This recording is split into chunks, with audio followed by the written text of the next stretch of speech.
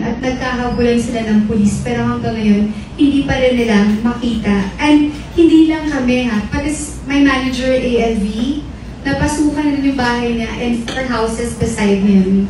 And kapit-bahay niya ang congressman ng Subic. So, merong problema sa loob ng SBMA na dapat talagang sana yung officials ng SBMA at ang mayor ng Olongapo, gawan niyo naman ang paraan.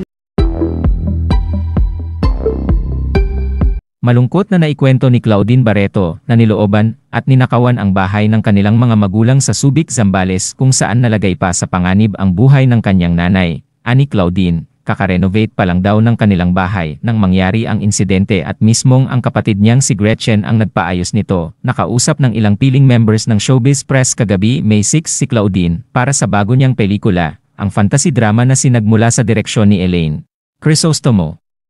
Kwento ng aktres, nilooban yung bahay ng mommy at daddy ko. Lahat yun kasi pinaayos ni Gretchen, lahat ng mga kagamitan doon bago, pinalandscape pa niya, lahat yun milyon-milyon ang halaga. Alam mo, I think, dalawa yung sagot ko siguro, yung sa mommy ko talaga. Yun yung pinaka-importante. Yung pagkahulog niya sa market, sa escalator, miracle na yun.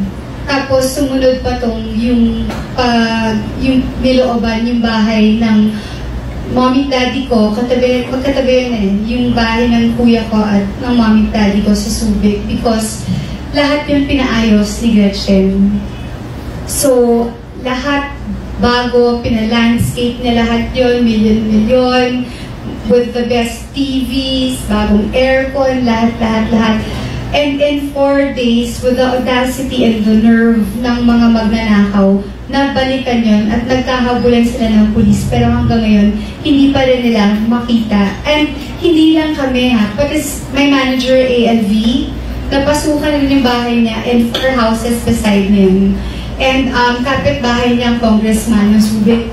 So, merong problema sa loob ng SBMA na dapat talagang sana yung officials ng SBMA at ang mayor ng Olongapo, gawan niyo naman ang paraan. Because this sent my mom almost to the ICU. Kung hindi nakita ni Noah, nag-hotel kami kasi. So kung hindi nakita ni Noah na yung mommy ko nakaganon, malamang wala na yung mommy ko. We had to rush her to the ER of Subic, and I'm really thankful dun sa Bay Point Hospital because napakabilis nilang inasikaso yung mommy ko. Yung BP niya was 210 over, hindi ko na rin alam kung anong mangyayari. And during that time, yung taas ng bahay namin, hindi pa nakuha yung mga TV, hindi pa nakuha yung mga aircon. And that time, naisip ko na iwan ko muna sandali ang mommy ko para kunin na. And yun yung oras, nung nakita sa stamp ng CCTV, yung oras na kinuha nila. So, it also saved me. So, yun talaga ang pinaka-ano ngayon.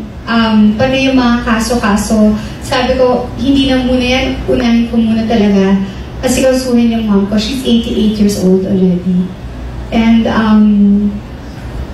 ako, like what I always say, responsibilidad at obligasyon ng anak na alagaan ng magulang. Kung hindi financially, be there. Just be there for them. Yun na rin. Ayun.